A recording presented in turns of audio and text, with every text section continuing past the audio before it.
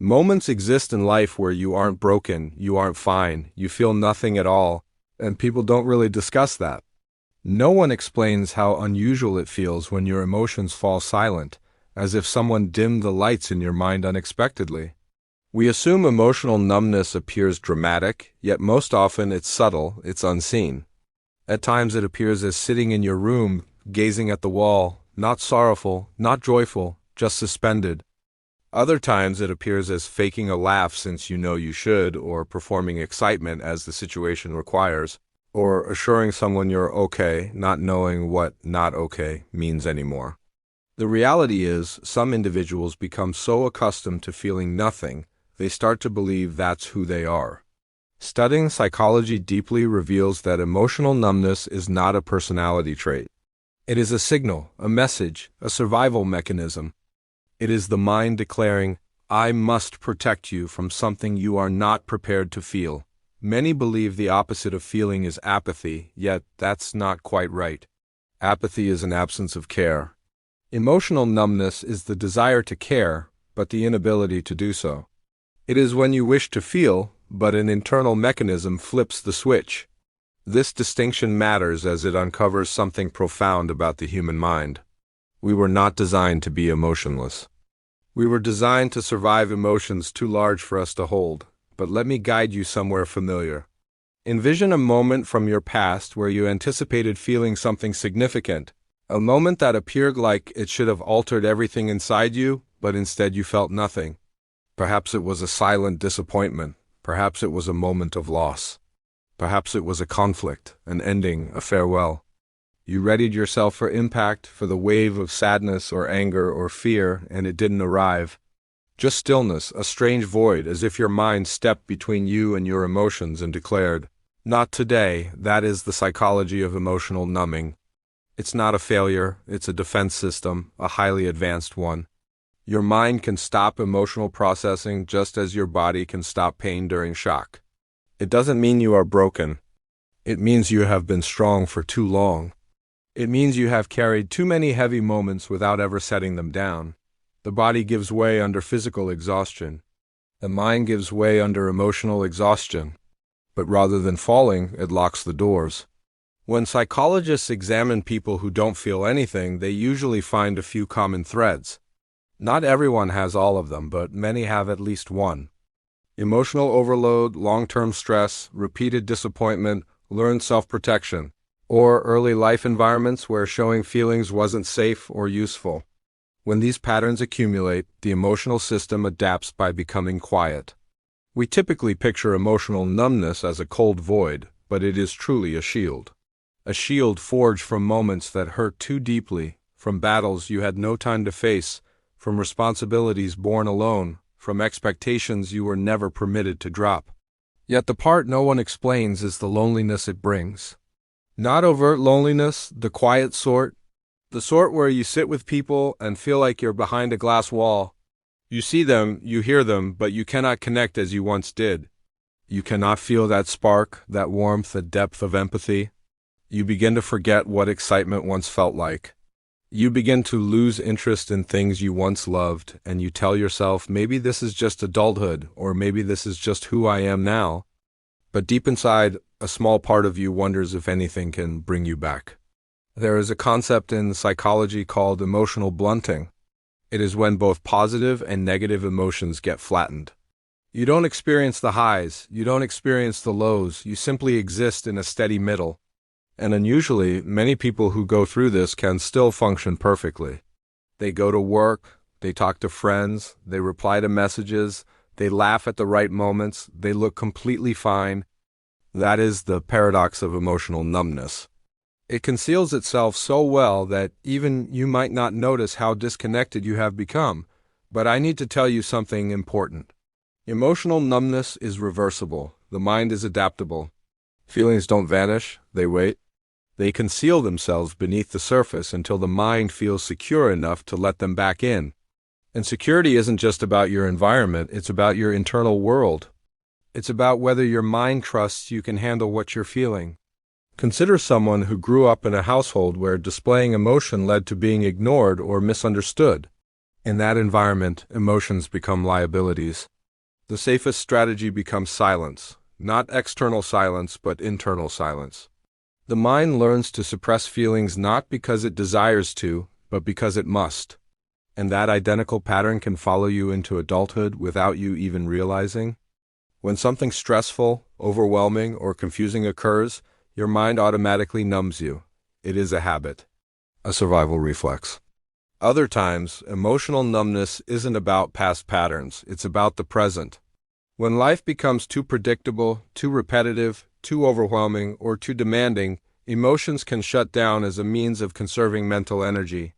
The mind can think, I cannot handle all of this at once, so it shifts to a minimal feeling mode. And sometimes this occurs not during big dramatic moments, but during long periods of slow, constant stress. It is like emotional frostbite. You do sense the feeling is fading until you wake up one day and realize that it's gone. And here is the part that amazes people. Numbness isn't always unpleasant. In fact, for many people, it becomes comfortable, a quiet place, a predictable place, a low-maintenance way of existing. When you are numb, there's no disappointment, no heartbreak, no fear. But there's also no joy, no excitement, no connection. It's like living underwater. Calm, muted, heavy, slow. The world looks the same, but feels distant. What fascinates psychologists is how the mind attempts to fill that emptiness. Some people immerse themselves in work. Others distract themselves with constant entertainment. Others retreat into solitude. Some become overachievers because they hope accomplishment will spark emotion again. Some become avoidant because feeling nothing is simpler than facing the discomfort of feeling something. Everyone copes differently, but the objective is the same: to avoid the silence inside. If you have ever felt emotionally numb, you might recall moments where someone asks, "Are you okay?" And you want to say yes because you lack the energy to explain. Or moments where something good occurs and you know you should celebrate but the emotion won't rise. Or moments where you know you should cry but the tears don't come. Or moments where you wonder if you're becoming colder, when in reality you are just tired. Deeply tired, emotionally tired. Most people don't realize that numbness isn't the absence of emotion. It's the presence of too much unprocessed emotion. It's like turning the volume down on a radio that started playing too loudly. You still hear something faint in the background, but it's easier to ignore it. Until one day the volume rises again unexpectedly and you're reminded that the feelings were never gone. They were just waiting. And this is where psychology becomes deeply human.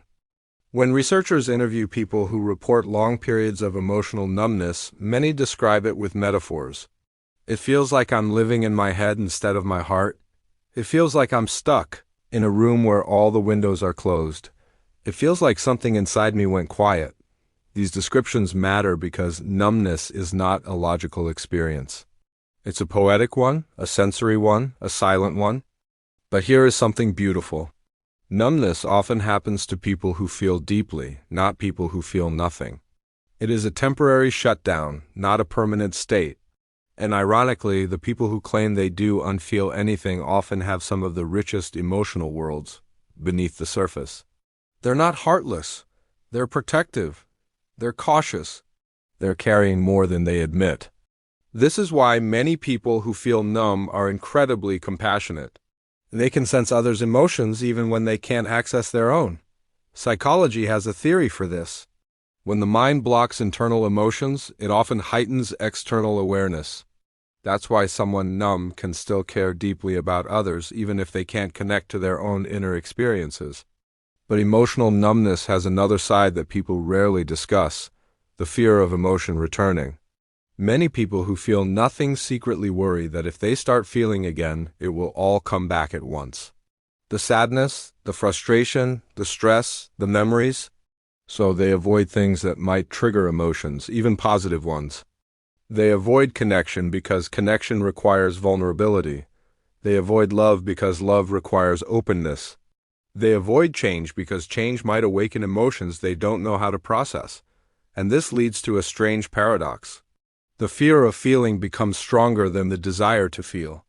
Not because they don't want joy, but because joy always comes with risk. And when someone has lived through enough emotional storms, even sunshine can feel dangerous. But what if I told you that emotional numbness isn't the end of feeling? It's the beginning of understanding.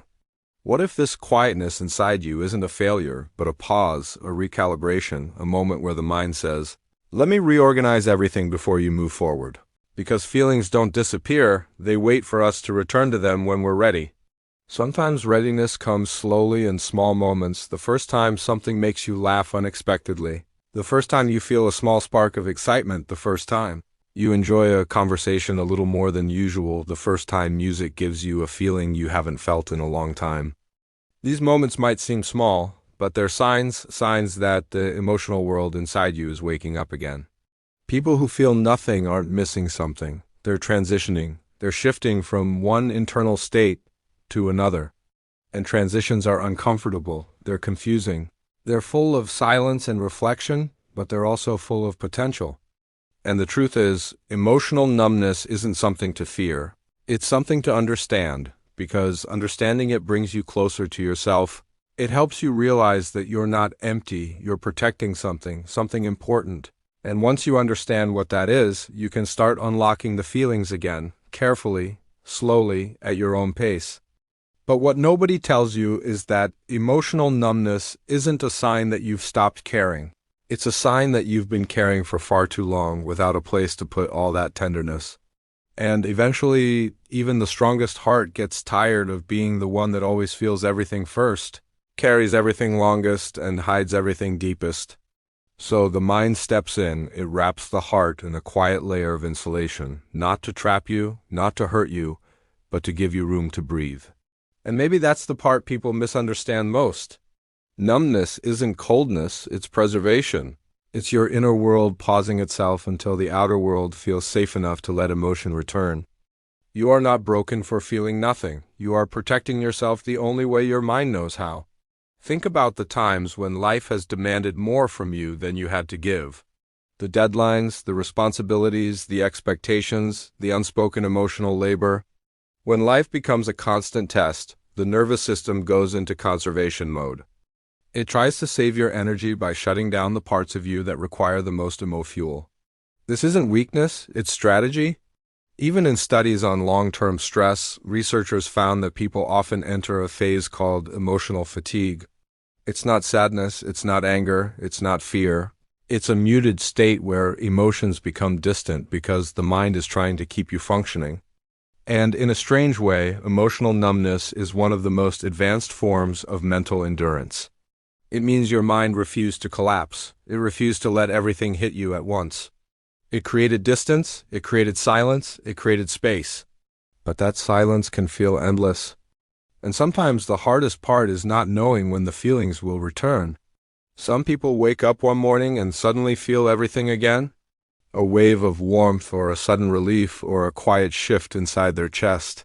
For others, it returns more slowly, in small sparks like flickers of emotion you barely notice. And for some, numbness fades only when life becomes gentle enough for the heart to open again. And gentleness is something we rarely give ourselves.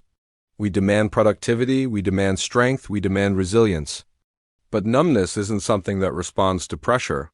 It doesn't respond to force, it responds to compassion, to rest, to stability, to moments where your mind finally stops preparing for the next impact. For many people who feel nothing, part of the struggle comes from living in survival mode for so long that they forget what safety feels like. When you've lived with uncertainty, disappointment, or emotional unpredictability, numbness becomes a familiar home. You might even feel guilty about not feeling anything, which makes the numbness even heavier. But guilt is misplaced, emotional numbness is not your fault, and it is not a flaw. It's a learner response shaped by experience. And that is why understanding your own emotional history matters. Not in a dramatic way, but in a reflective way. Ask yourself, when was the first time in your life that feeling too much stopped being safe? When did vulnerability lead to confusion? When did you learn to hold everything in? When did you learn that silence was easier than expression? You might not have clear memories or obvious answers, but your body remembers, your patterns remember. The version of you that learned to shut down emotions is still trying to protect you. Even now, emotional numbness isn't a sign that you've lost yourself. It's a sign that some part of you hasn't felt safe enough to return. But the beautiful thing is that it will. The emotional system is not fragile, it's resilient, it's adaptable, it's responsive. Feelings come back when the mind senses it is ready.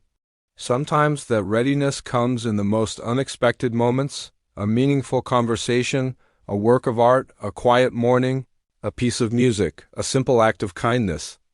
These moments slip through the cracks of numbness and remind you that something inside you is still alive, still listening, still capable of feeling. One of the most profound discoveries in psychology is that emotions don't simply vanish. They don't disappear forever. They reorganize themselves. They wait for the right environment. They wait for the right moment. They wait for the right version of you.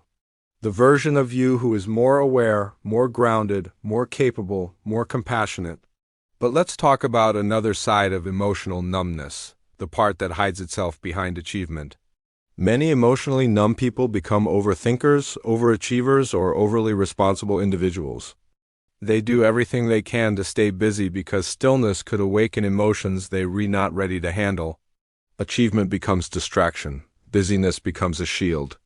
The mind thinks, if I keep moving, I won't have to feel anything. And in a world that praises productivity, nobody questions the emotional cost of being endlessly strong.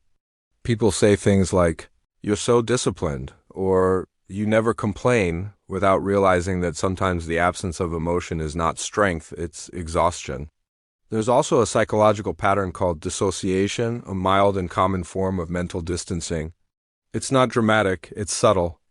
It's when you feel like you're watching your life rather than living it. When you feel like you're present but not fully connected. It's the mind stepping back to avoid overload. And many people who say they don't feel anything are actually experiencing this quiet form of dissociation without realizing it. But here's something hopeful. The mind does not stay dissociated forever. Humans are not wired to live emotionally disconnected lives.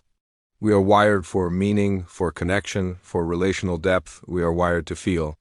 Even if the feelings come slowly, even if they come softly, even if they come in quiet waves instead of thunderstorms, they come back.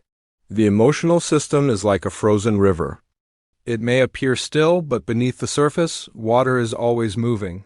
Thoughts are moving. Memories are shifting. The heart is recalibrating. And sometimes what looks like numbness is actually transformation. People rarely talk about how numbness can signal inner growth, because before you step into a new emotional version of yourself, the old emotional patterns often quiet down. It's like the mind is preparing to upgrade parts of you, not in a technical sense, but in a psychological one, letting go of old attachments. Old wounds, old fears, creating room for something new, even if that new hasn't arrived yet. Numbness can be a waiting room, not forever, but for a season. And if you're in that season, it doesn't mean you're stuck. It means you're transitioning between who you used to be and who you're becoming. Sometimes the heart goes quiet before it learns how to speak again in a new language. But here's something else people forget. Numbness doesn't mean you're alone. Many people you meet every day have felt emotionally numb and never said a word about it. They smile. They laugh. They fulfill their responsibilities. They show up. But inside, they may feel a quiet distance from their own emotions, exactly like you. And maybe that's why emotional numbness is one of the most overlooked forms of internal struggle. It's invisible, silent, and easy to hide. But if you told someone you trust, "I don't really feel anything lately," you would be surprised how many people would say, "I've felt that too." There is something incredibly human about losing touch with your emotions. Almost everyone experiences it at some point, especially during heavy seasons of adulthood. It's not a rare condition. It's a common response to a complex world. But numbness becomes painful when we start blaming ourselves for it. When we say, "Why am I like this?" or "What's wrong with me?" or "Why can't I feel like everyone else?" These questions don't bring clarity. They bring pressure, and pressure deepens the numbness. Instead, imagine asking yourself softer questions. What am I protecting myself from? What part of me feels tired? What would make me feel safe again? These questions don't force emotion. They invite it. And invitations are how the emotional world responds best. And now something important. The return of emotion often starts with physical signals rather than emotional ones. Your body awakens before your feelings do. Maybe your breathing becomes deeper. Maybe your chest feels lighter. Maybe you start sleeping better. Maybe you start noticing beauty around you again. These small shifts matter because the mind and body are connected. When one begins to heal, the other follows.